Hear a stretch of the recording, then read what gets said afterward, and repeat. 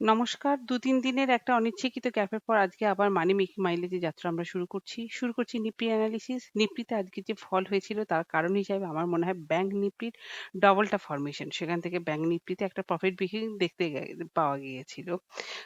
৫৬,০০০ break করলে bank নিফটিতে আবার একটা নতুন করে ব্রেকআউট আসতো। যেটা হয়তো ব্যাংক নিফটিকে 59,০০০ পর্যন্ত নিয়ে যেতে পারত। আর দ্বিতীয় কারণ হিসাবে আমার মতে ওয়ার্ল্ড ওয়াইড রিসেশনের একটা যে প্রেডিকশন রয়েছে সেটা। আর সেটাকেই ট্রিগার করে নমুরা। নমুরা নিফটি প্রেডিকশন 2026 এর লোয়ার টার্গেট নিফটিকে কিছুটা হলেও প্যানিক অ্যাটাক করেছিল। ইত্যাদি কারণে নিফটিতে আমরা ফল দেখতে পারি আগামীকালের জন্য। আমাদের ডেইলি টাইম ফ্রেমই একটা রেজিস্ট্যান্সের কাজ করছে। এই রেজিস্ট্যান্সটাকে যদি নিফটি পজিটিভলি ব্রেক করে সেই ক্ষেত্রে আমরা বাই সাইডে যেতে পারি। টার্গেট হতে পারে 760 থেকে 720 পর্যন্ত। আর ওপেন ইন্টারেস্ট অনুসারে আমরা যে সমস্ত রেজিস্ট্যান্স গুলো দেখতে পাচ্ছি সেটা হচ্ছে 24,600, 24,700, 24,800 ইত্যাদি। আর সাপোর্ট হিসাবে কারেন্ট লোটাকে আমরা একটা আমাদের সাপোর্ট ধরে নিতে পারি। সবসময় কারেন্ট লো একটা সাপোর্টে কাজ করে থাকে।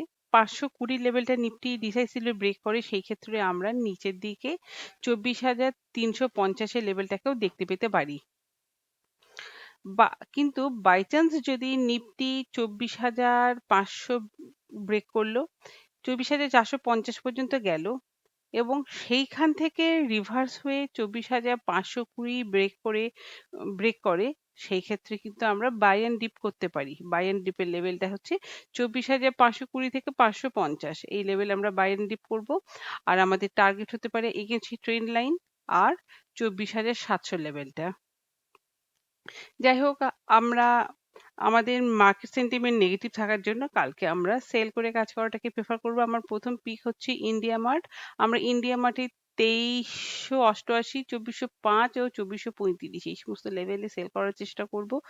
স্টপ লস দেবো 2442, টার্গেট হবে 2370, 2360 ও 2345।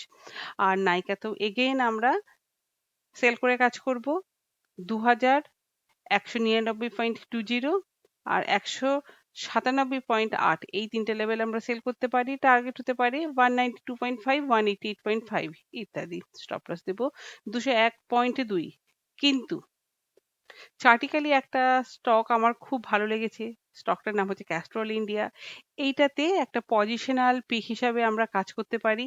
আমাদের এন্ট্রি হতে পারে 211 থেকে 213 আর স্টপ লস হবে 203, টার্গেট হতে পারে 225 থেকে 227, 231.8 আর 240 ইত্যাদি। অবশ্যই এটা পজিশনাল পিক। ইন্ট্রাডের সঙ্গে এটা কোনো সম্পর্ক নেই। কিন্তু যদি বাই চান্স আমাদের এন্ট্রি গুলো হয়ে যায় সেই ক্ষেত্রে আমরা এটাতেও তখন ইন্ট্রাডে করার চেষ্টা করতে পারি।